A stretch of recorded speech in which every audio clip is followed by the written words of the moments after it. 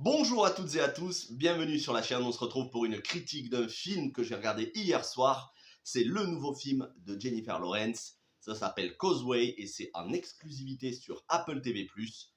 Et comme vous avez vu dans la miniature, est-ce que ce film ne vaudrait pas un nouvel Oscar? Alors on n'y est pas encore, ce sera en mars prochain, on n'a pas encore les nominations, mais est-ce que ça ne va pas valoir au moins une nomination, voire remporter un deuxième Oscar par Jennifer Lawrence, parce qu'elle est excellente dans le film, elle est très touchante, elle joue brillamment comme à son habitude, mais là, un petit peu mieux encore.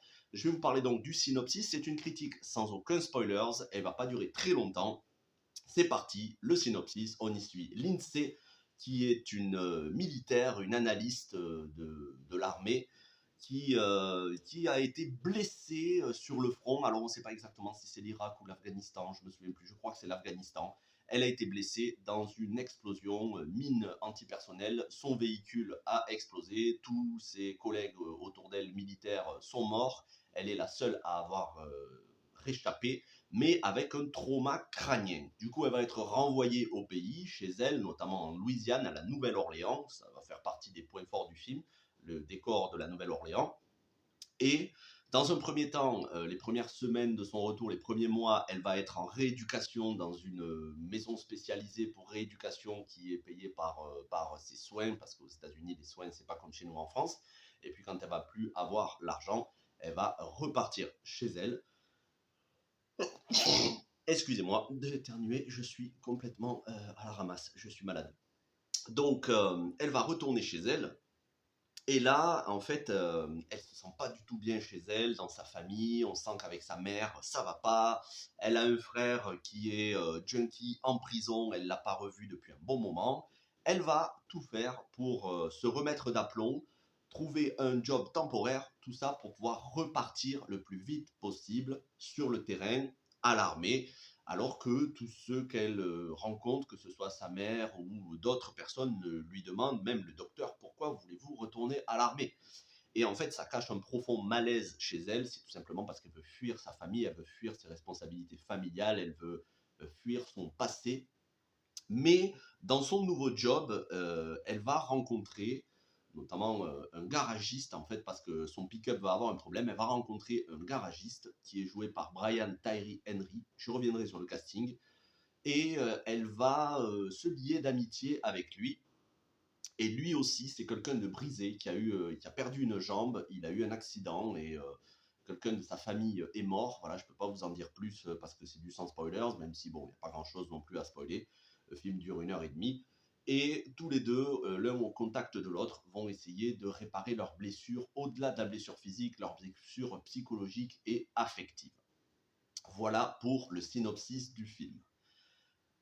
Jennifer Lawrence, je ne la présente plus, donne la réplique à Brian Tyree Henry. Pour ceux qui connaissent un petit peu, il a joué dans des séries comme Atlanta, comme This Is Us, mais surtout récemment Godzilla vs Kong et Les Éternels de Marvel, qui est pour moi probablement le meilleur film, ou en tout cas dans le top 3 de la phase 4 de Marvel. Pour le coup, le film de Chloé Zhao est vraiment un excellent film. Et lui, il jouait le rôle de Phastos. Bon, en l'occurrence, c'était le rôle que j'appréciais le moins, mais il jouait le rôle de Phastos. Pour ceux qui ont vu Les Éternels de Marvel, c'est un très bon acteur, Brian Tyree Henry. Et il joue donc ici d'une manière très juste, très sobre, tout comme Jennifer Lawrence. C'est pas un film qui sombre dans le pathos. Je vais y revenir. La réalisatrice, c'est une jeune réalisatrice, c'est son premier film. Elle s'appelle Lilia Neubauer. Elle a bossé avant ça, je crois, sur une série qui s'appelait Room 104, mais c'est vraiment son premier film. Et le film est un film d'auteur sorti dans un certain festival, le festival du BIF, mais je ne sais plus exactement c'est quoi le nom en entier, aux États-Unis. Bref, le film a été tourné pendant le Covid et sort sur Apple TV. Et c'est une très bonne chose qu'il soit un exclusif parce qu'au cinéma, je ne suis pas sûr qu'il aurait cartonné. Aujourd'hui, il y a quasiment que les blockbusters qui cartonnent et même presque plus les comédies. Donc, il vaut mieux qu'il soit sur une plateforme, en l'occurrence Apple TV+, qui cherche de la qualité.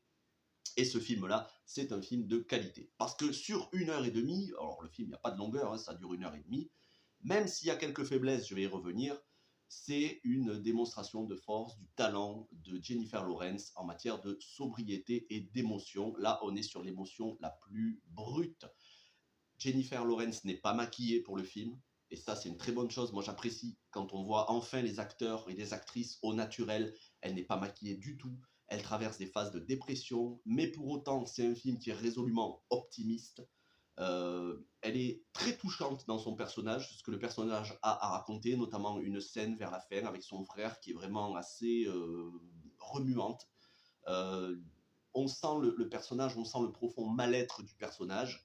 Elle le joue à la perfection. Je crois qu'elle n'a jamais été aussi touchante que depuis Happiness Therapy, pour lequel elle avait remporté l'Oscar.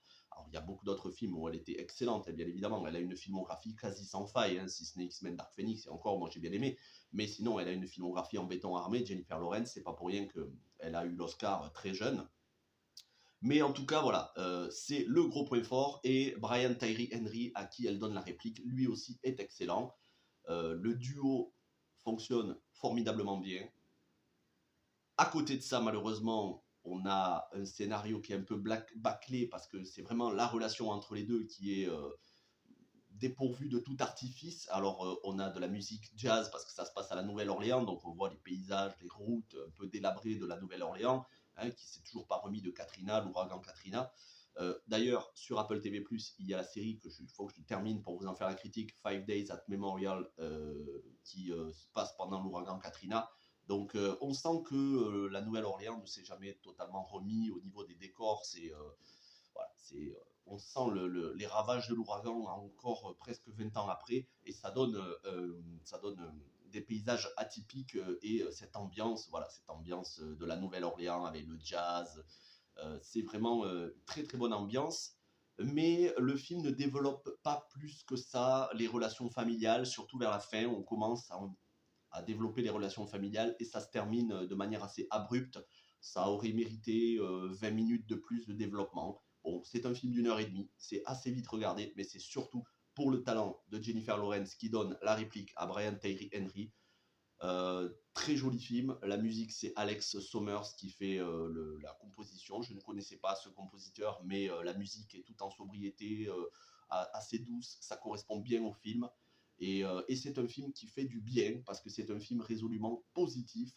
Donc, vous inquiétez pas, c'est pas parce que le personnage de Jennifer Lawrence est sous antidépresseur dans le film que le film est un film pour dépressifs. Voilà, je sais qu'en ce moment, voilà, les gens ont besoin d'avoir le moral. Je vous le dis, c'est pas un film qui va vous plomber le moral. Au contraire, c'est un film qui fait du bien. Donc, je ne peux que vous le recommander. Ça s'appelle Causeway. C'est sur Apple TV+. Merci à vous d'avoir regardé cette vidéo. Si vous l'avez appréciée, n'hésitez pas à lâcher un petit pouce bleu. Et puis, je suivrai les Oscars et les Golden Globes. Et j'espère qu'elle va être nommée parce qu'elle le mérite. Après, il y a beaucoup d'autres acteurs et actrices qui sont excellents. Mais j'aimerais bien qu'elle remporte un Oscar pour ce film-là. Merci à vous, passez une bonne soirée. On se retrouve demain pour l'épisode 10 de Andor Star Wars, la saison 1. Jeudi, moi je vais aller voir Black Panther 2 au cinéma, donc vous aurez ma critique de Black Panther 2 directement dès que je sortirai du cinéma. Et puis vendredi, on se retrouve pour le live des 3 ans de la chaîne, anniversaire des 3 ans de la chaîne. Je compte sur vous, sur votre présence, ce sera de la libre antenne toute la soirée. Merci à toutes et à tous, portez-vous bien et ciao tout le monde.